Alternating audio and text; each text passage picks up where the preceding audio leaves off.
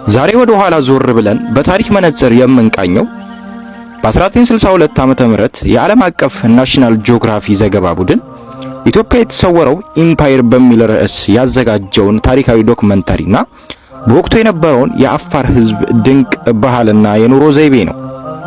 ከዚህ ታሪካዊ ሰነድ ውስጥ የተቋጨች አጭር ተንቀሳቃሽ ምስል በወቅቱ በሱልጣን አሊ ሚራ ሐንፈሬ ይመራ የነበረው የአፋር ሕዝብ ግርማ ሞገስና የማህበረሰቡን እሴት በግልጽ ታሳያለች። በዚያ ዘመን የአፋር ሕዝብ ከተፈጥሮ ጋር ተስማምቶ የሚኖር ጠንካራና የራሱን የሆነ ጥልቅ ባህል መዋቅር ያለው ማህበረሰብ ነበር። በወቅቱ ማህበረሰቡ በዋናነት በከብት እርባታና በጨው ንግድ የሚኖር ሲሆን ለአየር ንብረቱ ተስማሚ የሆነውን አሪ በመባል የሚታወቀውን ተንቀሳቃሽ የሳርና የእንጨት ጎጆዎችን በመስራት ይኖር ነበር። በዕለት ተዕለት እንቅስቃሴያቸውም ወንዶች ሳናፊ የተባለውን ነጭ የጥጥ ሽርጥ አዝረው ጄሌ የተሰኘውን ታዋቂ የጎበጠ ባህላዊ ጩቤ በወገባቸው ሲታጠቁ፣ ሴቶች ደግሞ በቀለማት ያሸበረቁ ቀሚሶችን ለብሰውና በነሐስና በብር የተሰሩ ማጌጫዎችን አድርገው በግርማ ሞገስ ይታዩ ነበር።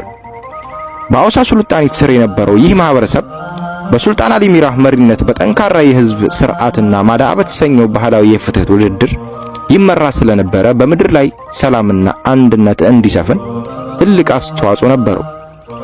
በተጨማሪም ከአዋሽ ወንዝ እስከ ዳሎል ባለው ሰፊ ምድር እጨው ማውጣትና በግመል ካራቨር የመጓጓዣ ጥበብ የዚያ ዘመን ዋነኛ የንግድ መስመርና የህይወት መሰረት ነበር።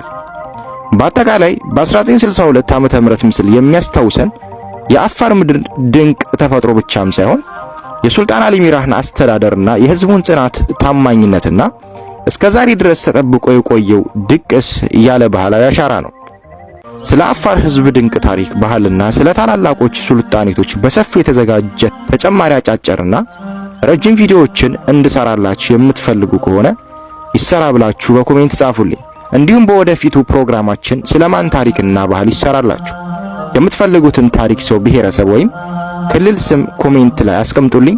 ቪዲዮን ከወደዳችሁት ላይክ እና ሼር ማድረጋችሁን እንዳትረሱ። አመሰግናለሁ።